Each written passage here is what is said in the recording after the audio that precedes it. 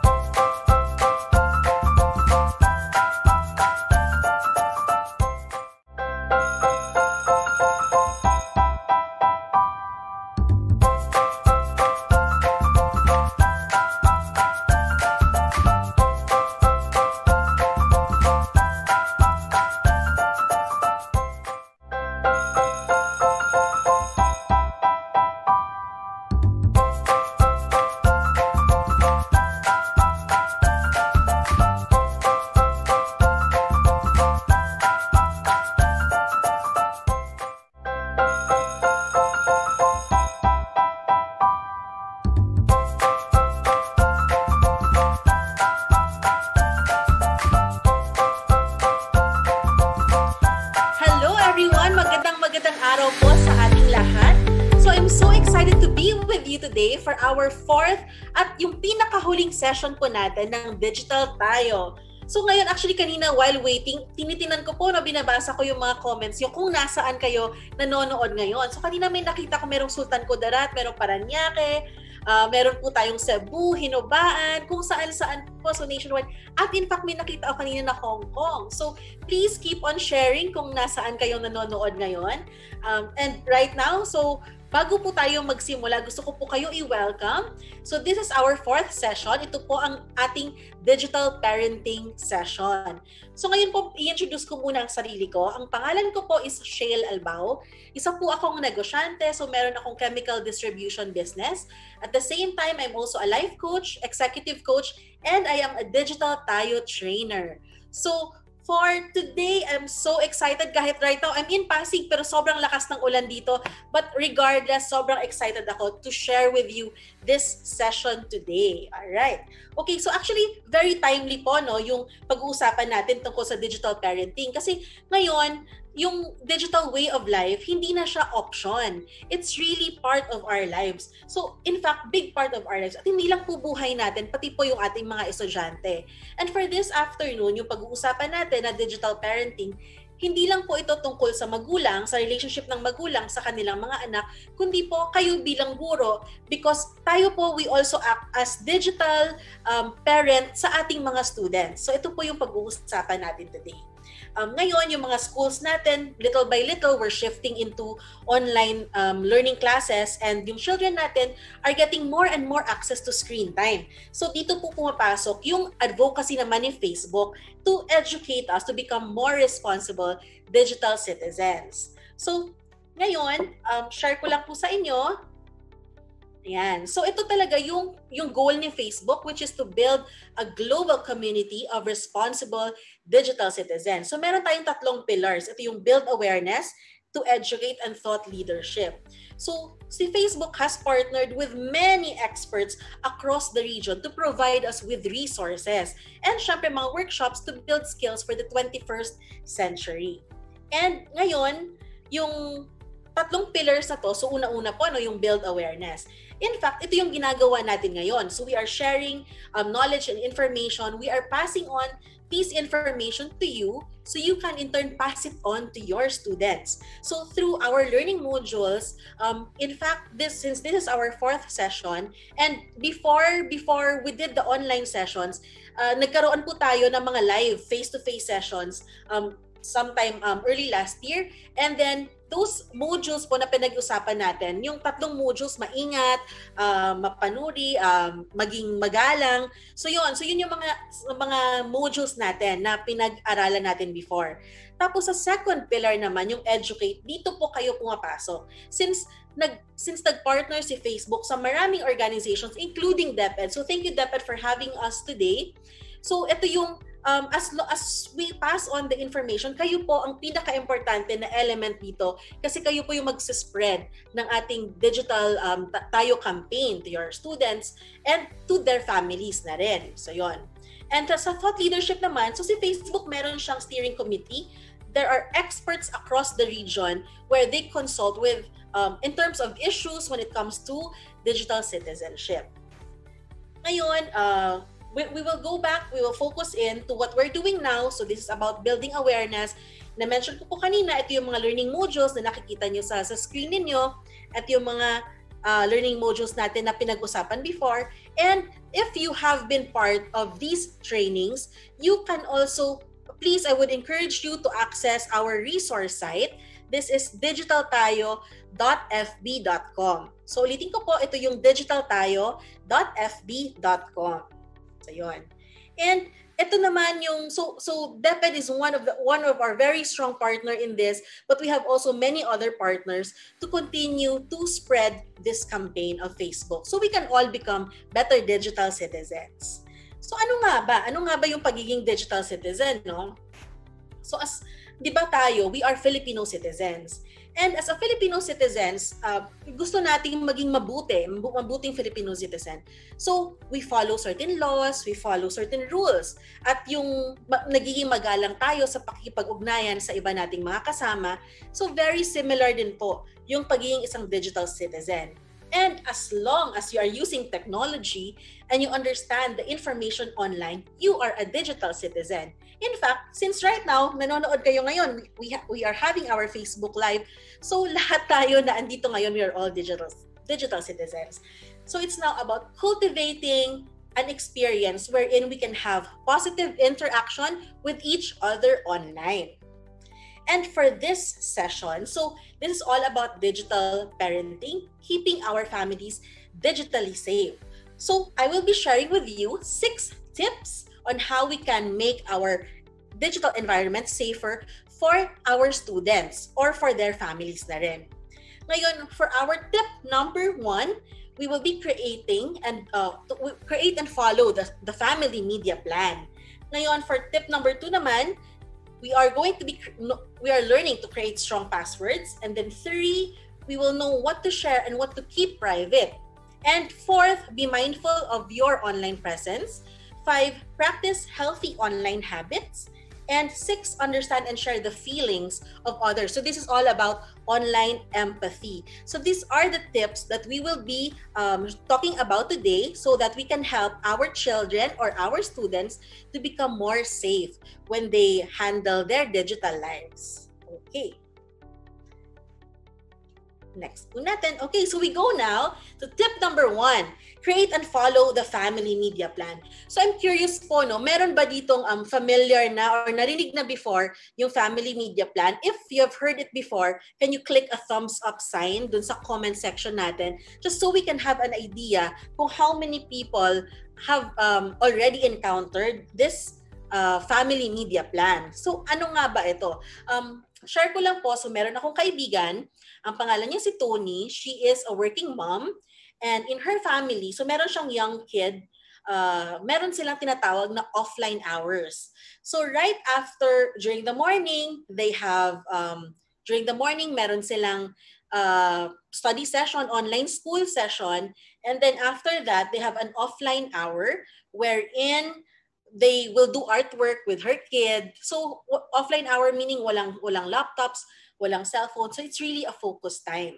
So doon po pumapasok yung ating family media plan. So in turn, this is really about a set of agreements on the purpose of media for the family. So it's understanding kung ano-ano ba yung parang sort of rules natin or guidebook on how the family will be following this family media plan. And kayo din as teachers, you can create also media plan for your classroom or class sessions. So ano ba yung mga examples, no, ng family media plan? Kunwari, if it's at home, if the setting is at home, baka meron tayong pwedeng i-rule na no screen zone. So let's say sa dining table, wala tayong mga cellphone pag kumakain, during lunch, during dinner. Pwede rin na yung part ng family media plan natin, yung mga favorite apps ng mga kids, pwede lang i-access after study time. So that can be part of the family media plan.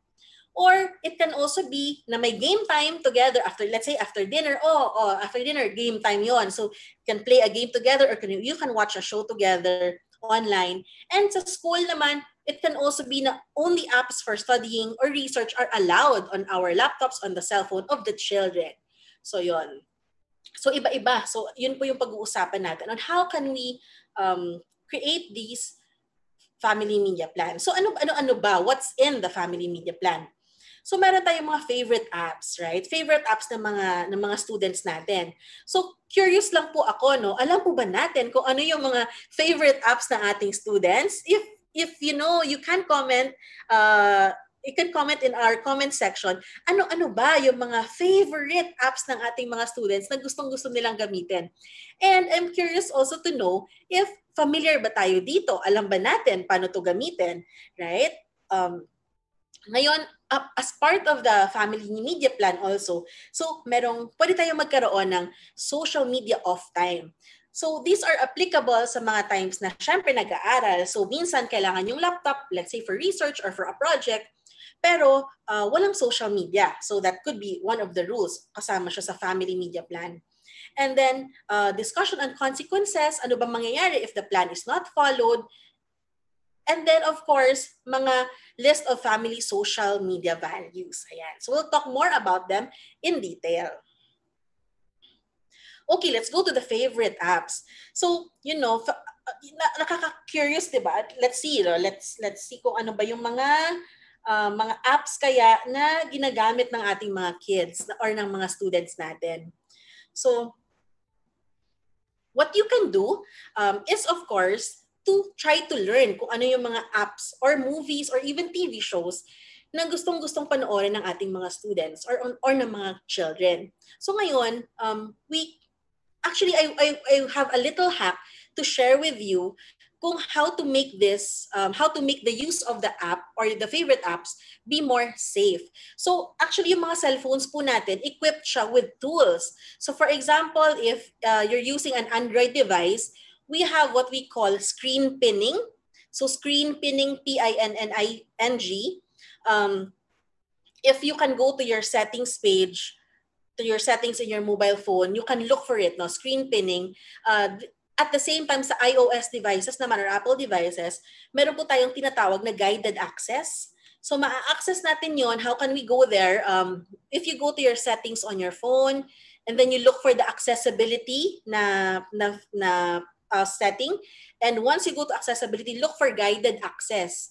So paano ba siya ginagamit? Itong guided access or screen pinning, ito yung way para isang app lang or yung approved app mo lang yung pwedeng gamitin ng student sa kanyang mobile device. So, yun lang yung pwedeng yun lang yung ma-access niya, wala na siyang ibang ma-access. So this can serve as the safety precaution na hindi siya makapag-access ng mga apps or ng mga or makapanood ng mga videos that we don't want them to see or that is not appropriate for them to see. Okay? Ngayon, if you want to learn more about guided access or screen pinning, you can search for it sa search engine ninyo and on how you can do that on your phones. Right. So, ano ba yung what could be the advantage of doing this, no? If we can use that tool to make sure na hindi na magamit or hindi ma-explore ng ating students yung other apps aside from the app that we want them to use. We can use this actually to legitimize the use of phones as calculators during the exam. Since that would mean calculator lang yung pwedeng ma-access ng student doon sa kanilang mobile phone if we use guided access or screen pinning. Ayun. Another part of the social media is a social media off time of the family media plan, no? So we can have this. Ano ba yung difference ng no screen time versus social media off time? So when we say na there's no screen time, wala talagang kahit ano. So wala tayong laptops, wala tayong cellphone. So it's an offline time. So we can do this if we're doing artworks, for example, or other projects, pwede yung ganong rule. Ngayon, what's the social media off time naman? That's the time na pwede nating gamitin yung ating laptop or ating mobile or ating tablet for academic purpose, but we don't use it for social media. So yun po yung difference. And a trick that we can do this, we can assign a certain time of the day or a certain place in the school or at home where there is no screen zones. For example, as I mentioned earlier, let's say, pagdating sa dining table, that's no screen zone, bawal ang phones dyan, lahat dapat naka-charge or wala dyan.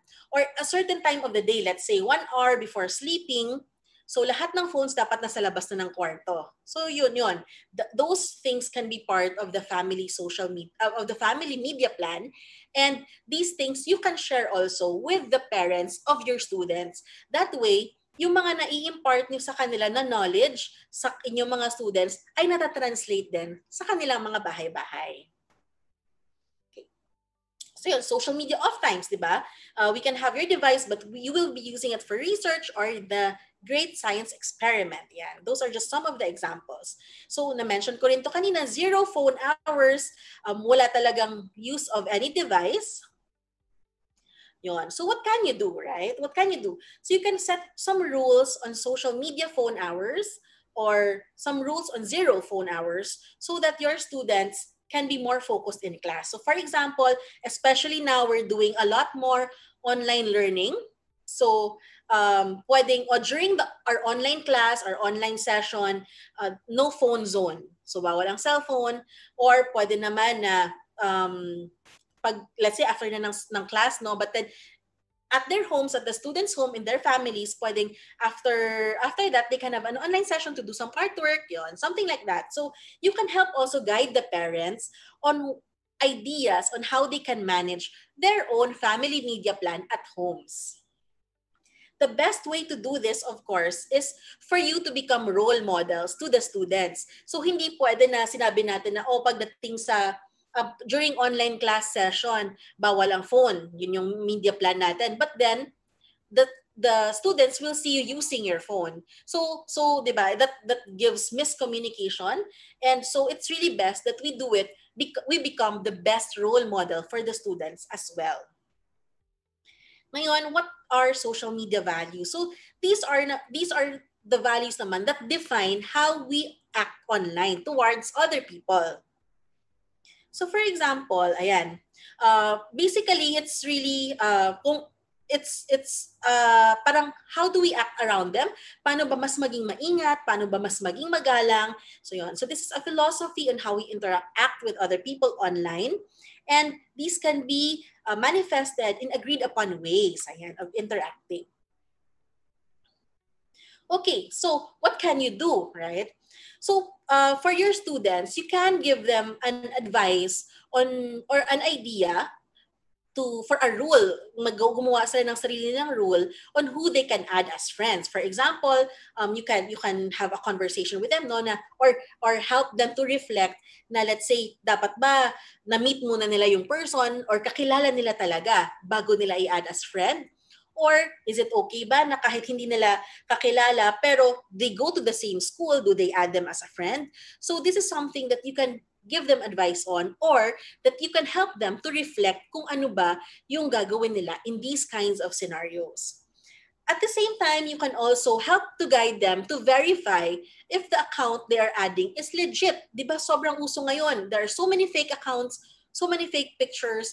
So it's time to give them some to help them with in terms of finding out na, okay, pag ganito pala ang nakikita ko, this means the account is not legit.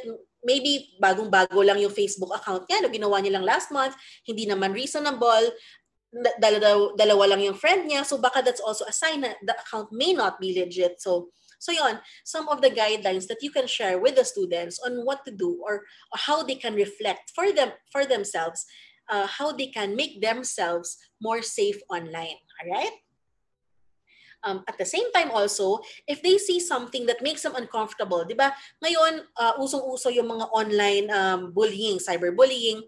So, it's possible that your students can experience these things, or posible din na hindi directly sa kanila, but they see someone else bullying another person. So what do they do? So you can help also the students to reflect on what options do they have. So pwede sila, for example, they can, if it happens online, if it happens on Facebook, they can do the reporting on Facebook. Later on, I'll be showing you on how we can do that, no? How we can do the reporting on Facebook. Or if it happens in your online classes, for example, they can report to you, or something like that. So work with them, work with the students on what rules we can have so that they can be more safe online. Okay. So we now go to tip number 2. All right? So I have a personal experience na yung sa online banking ko, naka-receive ako ng several text reminders from my bank that there was someone who is trying to access my bank account. And so buti na lang na I was using a strong password. So nakatatlong beses ako naka-receive na may access, trying to access, hindi siya nakapasok. So that I was so very grateful na hindi yun nangyari. Ngayon, but still, I want to be extra careful, and so after that, nag-log on ako, and I created an even stronger password. So this is something that we can do to protect ourselves. Ano ba yung mga sample ng ordinary passwords? Ngayon, I hope you can reflect also if there are some of you, or you know someone who may be using these very simple passwords na sobrang daling mahulaan ng ibang tao. Kunwari, QWERTY, di ba? Common, madaling mahulaan, let me in, or numbers in sequence. Pwedeng love you, or pangalan nyo, or birthday nyo. So these are things that are so easy to figure out, and you can share with your students also na if they have passwords that look like this, it's definitely time to change their passwords. Pero wag din nalang tanungin, let's say you're in class, wag din nalang tanungin sila kung sino yung may ganitong password. Kasi mamaya, lalo pa silang mahack kung aaminin nila na, ay, ganyan yung password ko. So wag nilang nating tanungin yon. Yon. And so, ano ba yung mga tips for us to have a stronger password? Now, it's a good thing to have a combination of big letters and small letters. If your password is long, that's good kasi longer passwords are more difficult to figure out and has special characters. As long as yung website or yung app that you are creating is able to allow you to put special characters, please do so because that makes your password extra strong. Okay. So just in case that you or maybe your student has a very easy password, so we will now go through on how do we change our security and login settings on Facebook. Okay, so this is specific to Facebook. Ngayon, if you can find, may tatlong line. Yung tatlong line na yon, that's the settings. So you can find it either in the upper right corner of your screen or in the lower corner of your screen. So click on that, go to the security and login settings, or sometimes it's called privacy settings, and then look for security and login and change password.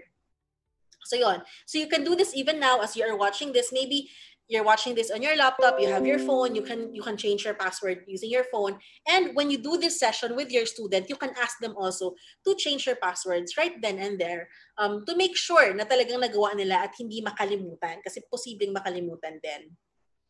Ngayon, what can, so save, of course, save changes. So other things that you can do, you can have fun exercises with the students on how to create strong passwords. You can give so much more examples of easy to remember, not easy to remember, but easy to guess password. You can have more examples of that. And you can have them answer kung alin yung strong password, alin yung not strong password para mas ma-familiarize sila. And then, of course, discuss with them the importance of being safe online with your students. Ano ba yung risk, di ba? Ano yung risk factor if na-hack or may someone else na nakapasok sa account ng students, right? So, identity can be stolen, and at the same time, pwedeng someone else could use it and post embarrassing things about the students. So, it can damage their reputation also. Now we go to tip number 3. All right. So here na knowing what to share and what to keep private. So 'di ba ngayon, it's so easy for us to overshare kasi sobrang dali na mag-share, right? Let's say let's imagine this. So kunwari merong shadowy figure na hindi stranger, hindi natin kilala na nakabuntot sa atin. Kunwari may ganon. Pumunta tayo ng grocery.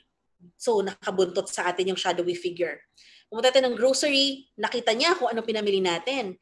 Then, after that, nagutom tayo. Pumunta tayo sa isang restaurant. Kumain tayo doon. Maya-maya, time na umuwi. So, umuwi na tayo. So, imagine that, na nakikita nitong shadowy figure na to, lahat ng ginagawa natin, anong kinain natin, anong pinamili natin, at kung nasa bahay ba tayo o hindi. So, nakakatakot siya, di ba?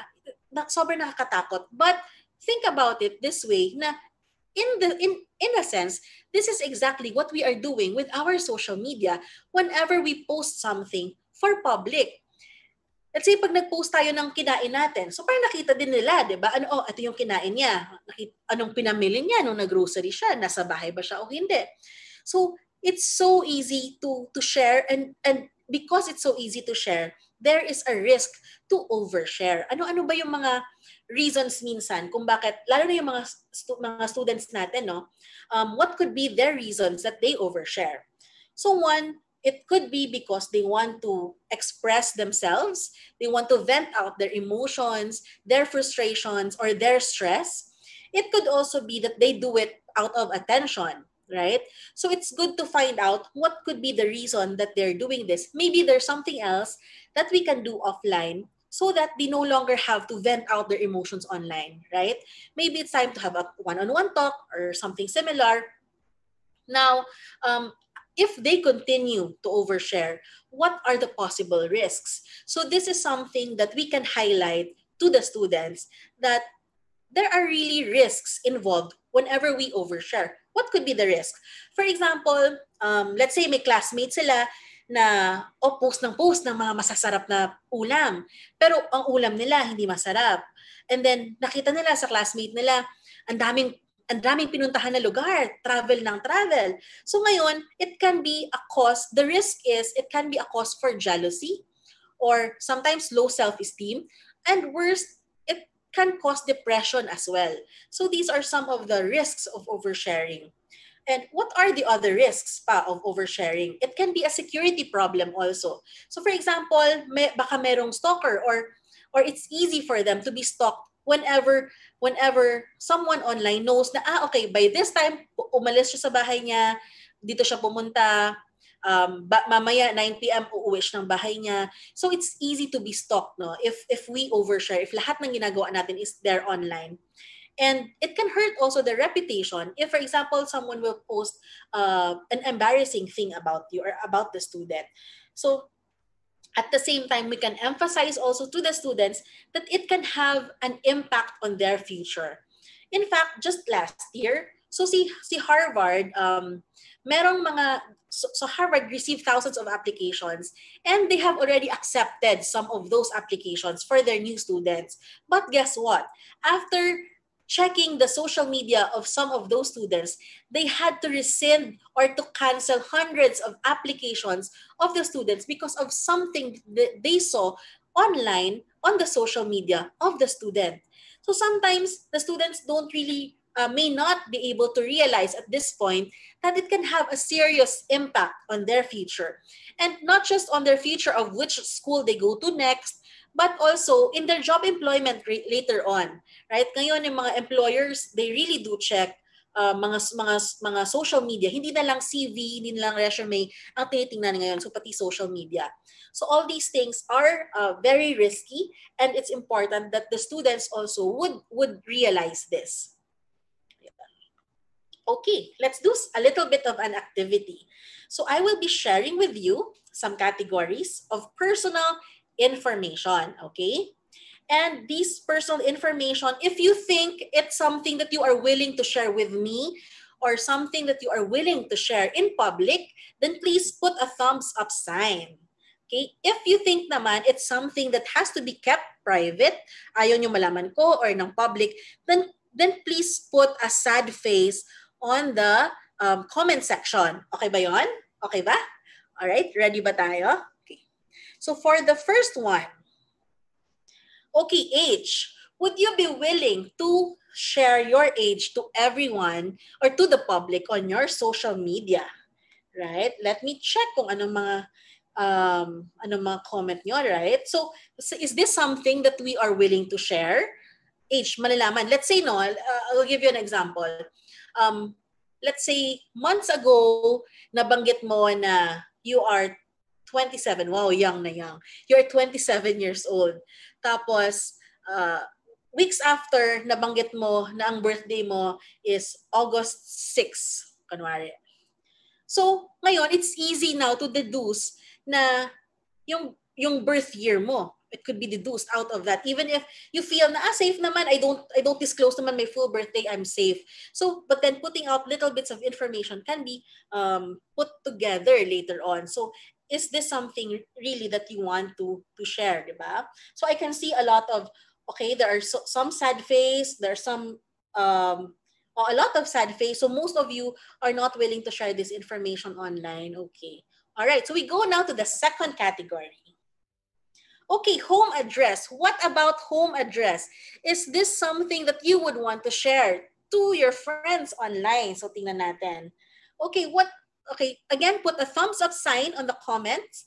If you agree that it's okay lang naman, no big deal to share my home address to people online, or press sad face if you are not willing to share this. Okay, so I see some thumbs up. I see that. Okay. I see some sad faces as well. Oh, sad face, yeah. Okay, so there, no? So another thing would be, okay, how about naman one of your most embarrassing moment? Is this something that you would be willing to share with me or to the public, or is this something that you want to keep private, right? It's possible na whatever we share, no, minsan it's or if we share an innocent joke about a person, about our peer, na to us no big deal, but yun pala to this person it could be a big deal and it could be a cause of something embarrassing and might damage a reputation of someone. So is this really something that we would be willing to share online, or maybe not? Okay, because in fact, we make decisions about our privacy every day. In fact, every moment that we use the social media, we make that decision. And so let's talk a little bit more about privacy. Privacy is the ability to control what people know about you. And the word that I want to highlight here is the word control, because in reality, we have control on everything that we put online. And although it may mean different to different people, di ba? Magkakaiba tayo ng level of privacy or what we mean by privacy. And it's based on our own experiences. So, privacy, knowing what we value as private and how online behaviors affect our privacy can help us make better decisions. Okay. Now, I'll share with you, I have watched an online documentary just yesterday. So, there's this lady, nag-sign up siya to a dating app. And she was very active in using it. She has been using it for years. And so at some point, after years of using the dating app, sabi niya, I'm so curious, what does the dating app company know about me? What information do they keep, or what information do they have of me? So she called the dating app company. She emailed na, can you share with me what information you have of me? So syempre sabi ni dating app company, no, we will not disclose this information because this is intellectual property. So ngayon si lady, sabi niya, how can it be an intellectual property na that's an information of me? So how can you claim it's your intellectual property? So after several exchanges of information, of emails, of phone calls, finally nag-give up itong si dating site. Binigay niya kay lady kung ano yung the information that they have of her. Guess what? They sent her an 800-page information about her. So si lady sobrang shocked so di ba, we think na what we put online, let's say our profile in our Facebook, in our Instagram, in our other social media, we think na yun lang yung meron, yung alam ng company of us. But then, she was so surprised to receive an 800 pages of information about her, who she was talking to, anong pinag-uusapan nila, sino mga nakausap niya. So yun, so that's the amount of information that is out there whenever we use social media. Hold on. All right. In the same documentary also, meron ding company, di ba, we take selfies. We take a lot of selfies. And this company, they collect these selfies pala to make a device na para pag makita mo, makasalubong mo yung person, makikita mo na, uy, alam mo yung name niya kasi ibubulong, may earphone, ibubulong sa'yo ng device kung sino yung nakasalubong mo. So, excuse me. So this information can be this device can be very useful, let's say in conferences, when you have your teacher conferences, na you cannot remember naman, di ba? You cannot remember everyone. So that device is useful. But then it's so shocking to know that an innocent picture that we put out there is being used pala, and we have no idea how it's being used by others just because we put it out online. Okay. So earlier, what we did was a little game, but that helps us to identify kung ano yung mga decisions that we make in real life, right? Na in every moment pala, we decide what we put out there or what we don't put out there. Again, internet naman is not the enemy. It's really a tool. It's up to us on how we use it, and we are in full control on what we share online. I'm not saying not to share this, but not to share information, because at the end of the day, we are in the digital world, right? But it's really, this is really focusing on knowing that whatever action we do will have some consequences. And are we willing to take that consequence? What you can do would be to ask your students to help them reflect on the concept of privacy. So based on their iba-iba tayong mga situation, based on their situation, ano ba yung mga posts na willing nila i-share? What kind of post are they not willing to share? And they can decide about it depending on their situation and their willingness also to keep their info private or public. Okay, dito na tayo sa tip number 4. Being mindful of our online presence. All right. So online presence natin, this is really in a sense yung sino ba tayo? What is our persona online? Whenever we post something about ourselves or whenever we talk to others online, diba, it's normal, we judge everyone, right? So imagine if a total stranger would look at your profile right now, how would they describe you? Diba? Sino ka? Ano yung persona mo? So these are all the cumulative information of what we put out there. And you can ask for this. You can ask your students the same thing. Is the person that is the online persona the same as the person they are in the real world? Or is this the kind of person they want to be moving forward? So something to reflect on, and you can encourage your students to reflect on this. Now we go to tip number 5. Okay, so this is all about practicing healthy online habits. Ngayon, basically, ang online habits natin dictate how we act online, especially when we are put in a situation where our online privacy and our reputation is involved. We do a little bit of an activity ulit. So I will be flashing scenarios that your students can encounter about online privacy and reputation. And then please comment your answer to the questions kung ano ba yung gagawin nyo, no, whenever this situation happens. So these situations na i-share ko, this is also something that you can share with your students. Okay. So kunwari, scenario number 1, we have May and Migs, best friends sila. Ngayon, si May at si Migs one day nag-away. Afterwards, si May nag-post siya sa social media niya, sabi niya, kunwari sinabi niya na hay nako, it's really difficult to trust people these days. Kunwari, ganon. Parang simpleng parinig. May makilala ba tayong gano'n na mag-post or tayo ba? Have we done that before na simpleng parinig tayo sa online, sa social media? Minsan nagpuput tayo ng quote pero yun pala, parinig na pala siya, right? So, it can be, yun. So, nag-post si May. Ngayon, tinag niya si Migs. And then, however, late that night, nagkabati na sila, nag-usap sila, nagkabati sila, they forgave each other, pero yung post ni May, kanina, naka-online pa rin. What do you think could happen, right? What do you think will happen na makita ni Migs na, uy, andun pa pala yung post ni May? Or, what should May do, right? Na nakita niya na yun na nga pala yung nangyayari. What could she do? And then, or what could Migs do? So please share your comment in our session. I would be curious to know kung ano yung gagawin ni May, what do you think May should do? What do you think Migs should do?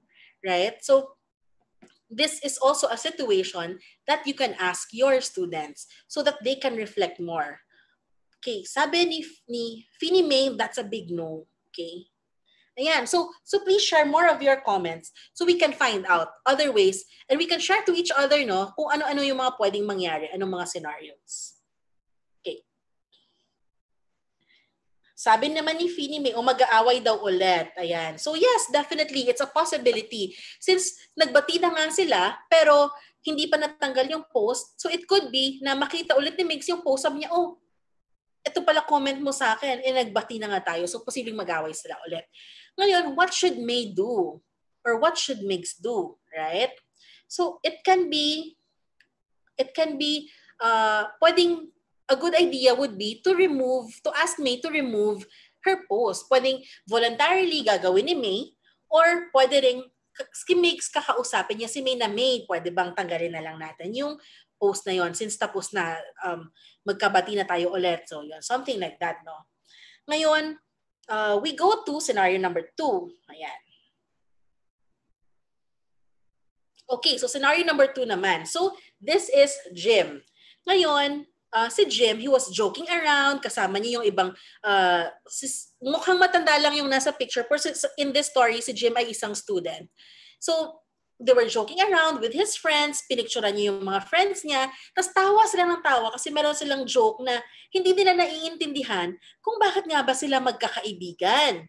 So, tawa sila ng tawa, pinicturean ni Jim, and then pinost niya sa social media with the hashtags friends for sale and hashtag I need new friends. Ngayon, what do you think? Kung may makakita nito after niya pinost, let's say nakita ng mga friends niya na pinicturean niya, what do you think could happen? What should Jim do, right? What should Jim do? Okay? So please share again your answers in social media. Sabi ni Victoria, if I am Migs, I will just ignore it. Most important is we become friends again. That's all it matters. Yes, that's a good way to do it. Sabi ni Elisa, confrontation. Sabi ni Amor, mag-usap ng masinsinan at magkapagtawaran. So great. So thank you for your answers.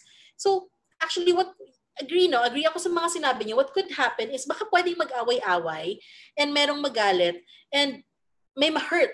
Baka may ma-hurt. So what should Jim do? He could apologize. He could take down the post. That's an option. Because at the end of the day, this post can be subject for interpretation of other people. Diba? It could be na hindi naman niya talaga iba yung intention niya, but it can be perceived differently. So yon. And if a classmate, let's say, what if a classmate naman confronted Jim about his post online? So yung classmate, because of that, it could cause a fight. So yon. I'd like to share with you also, I have a very close friend recently lang who posted something political. And because of his post, there were many other friends na nag-reply doon and magkakaiba ng point of view. And because of that, nagkaroon ng away online. It resulted to them unfriending each other. And now they're not friends anymore.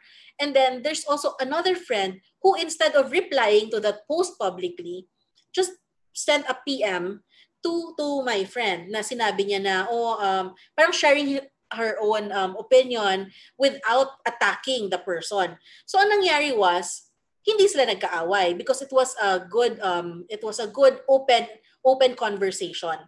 So again, because of our differences, we have different beliefs, we have different views, we have different upbringing that will cause us to have different point of views. And it's important that to realize that we have different perspectives. And in this case, si Jim, because of the difference in perspectives, his post can be misinterpreted by other people. So a good way would be to take down his post na din. So that's another way. All right. Okay. So want to know more about healthy online habits? So ito naman, we can do this in your phones.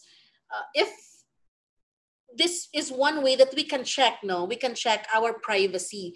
Ano ba yung privacy settings natin on our phones? So again, look for the three lines there, and it can be at the top corner, it can be at the bottom corner of your phone, and then click privacy shortcuts. So yung review few important privacy settings, that's about at the top side. Makikita nyo, review few important privacy settings. And then, let's say, you will see kung ano-ano, yung information about you can see there kung ano pala that you made public at ano yung mga information that you kept private. And from there, you can start to edit kung ano, let's say, yung birthday mo, if let's say you want to keep it public so people can greet you can put it there, or you want to keep it private. And then many other things about you that you can change the settings. So you can share this also with your students so they can do their own Facebook privacy checkup. That way, they can choose, they have the freedom to choose what with your guidance, of course, what things should they put on public and what things they should remain to remain in private. Right. Okay, so there, that's the, if you can have a screenshot of it so that later on, you can do this after the session. Okay, so now we go to Facebook community standards. Ano ba ito? So sa Facebook, para din siyang may guidebook. It's as similar as our code of conduct or parang student handbook na it outlines what are the things that is allowed on Facebook and what are the things that are not allowed on Facebook. So these are the policies, okay? So something that you can share with your students as well. You can take a screenshot of this, especially the link facebook.com/community standards. So if you want to review what are the things that you want, so that what are the things that we need to know about the community standards of Facebook. Ayan. Okay, so kanina, as promised, I mentioned na if for example, no, if your student experiences bullying online, or it could be that the student has seen an inappropriate post or maybe fake news, so they can report to Facebook this post. So what do? You can find a post when you go to your social media, when you go to FB, you can find a post, and if you think it's inappropriate, let's say I face fake news to, or let's say, oh, this is bullying, this is harassment, for example, or this is inappropriate, you can look for the three dots in the post. Nasa upper right corner, there are three dots there. You can click on that and you can click report post. So if you think that it should not be on your Facebook account. So again, this is something that you can share with your students. You can run it through them